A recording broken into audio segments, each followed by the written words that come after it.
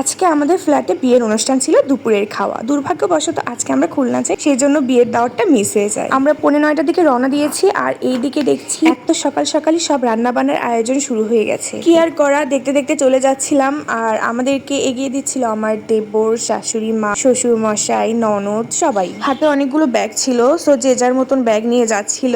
এদিকে বাবা দুটো রিক্সা ঠিক করছে, একটাতে আমরা 3জন যাব আর একটাতে বাবা আর বুসরা যাবে। আমার ননদটার নাম বুসরা। এই যে আমরা গাড়িতে উঠে পড়েছি। যদিও আমি ঢাকা টু খুলনা যাচ্ছি, আজকে কিন্তু আমি শুধু ট্রাভেলের ভিডিও দিব না। আজকে আমি খুব দারুণ একটা জিনিস শেয়ার করবো আপনাদের সাথে। প্রতিবার আমি যখন খুলনা যাই তখন আমার শাশুড়ি মা আর আমার মা কি করে সেটাই শেয়ার করব আজকে আপনাদের সাথে। চলুন একটু ফ্ল্যাশব্যাকে যাওয়া যাক। যেদিন আমি শেরপুর থেকে, মানে আমার নিজের বাসা থেকে আমি ঢাকাতে আসি, সেদিনকার ঘটনা। সকাল সকাল উঠে বাবা চলে গিয়েছিল বাজারে। অনেক রকমের মাছ, মাংস, গরুর মাংস, মুরগির মাংস, আমার প্রিয় মাছ, তাদের প্রিয় মাছ, আমরা যেটা খাই, কাব্য যেটা খাই, সবকিছু বাজার করে নিয়ে চলে এসেছে। আর এইদিকে আমি চলে যাব। মার তো তোড়জোড় শুরু হয়ে গেছে, একটার পর একটা রান্না। আমার প্রিয় পদ, আমি কি খেতে ভালোবাসি, কোন ভর্তাটা ভালোবাসি, একটা একটা করে সবকিছু রান্না করে ফেলেছে। এখানে দেখছিলাম মাংস রান্না করেছে, কি সুন্দর কালার এসেছে, মাশাল্লাহ মাশাল্লাহ। ওইদিকে দেখলাম মাছ ভাজি করছে, তার উপরে মাছ আরো মাখিয়ে রেখেছে,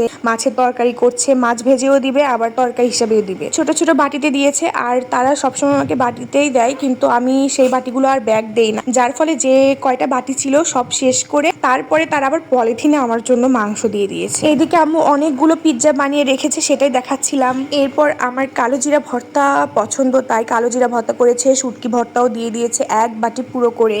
এইদিকে মাছ হালকাভাবে ভেজে রেখেছে, আমি বাসায় গিয়ে ইনশাল্লাহ আরো গাঢ়ভাবে ভাজবো। এগুলো কিন্তু ডিপে রেখে আগে ফ্রিজ আপ করা হবে, এরপরে আমি ঢাকা নিয়ে যাব, ঢাকা থেকে আবার খুলনা নিয়ে যাব।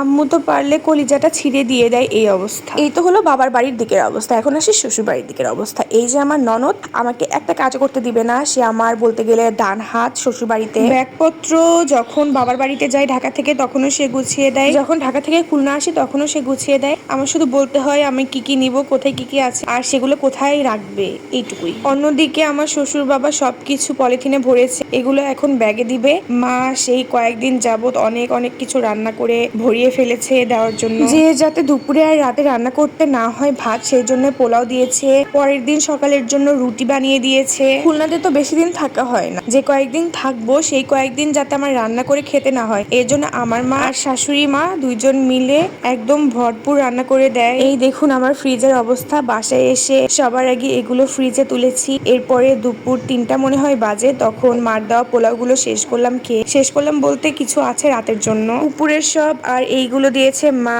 এখানে যা আছে সব দিয়েছে শাশুড়ি, উপরে আবার শাশুড়ির গুলো আছে, নিচেও আবার মার গুলো আছে, মানে সবকিছু মিক্স ভাবে রেখেছি যেভাবে সুবিধা হয়েছে। এই মানুষগুলো আসলে মাথার উপরে ছায়া হয়ে আছে। আল্লাহ সবার বাবা মাকে ভালো রাখুক, সুস্থ রাখুক। এইভাবেই সেদিন যাই। পরের দিন দুপুরবেলা আমার আম্মুর হাতের ভর্তা ছানা দিয়ে একটু ভাত খেলাম, সাথে নিয়েছিলাম মাছ। আজকের ভিডিওটা এই অবধি। সবাই সুস্থ থাকবেন, ভালো থাকবেন। আল্লাহ হাফেজ।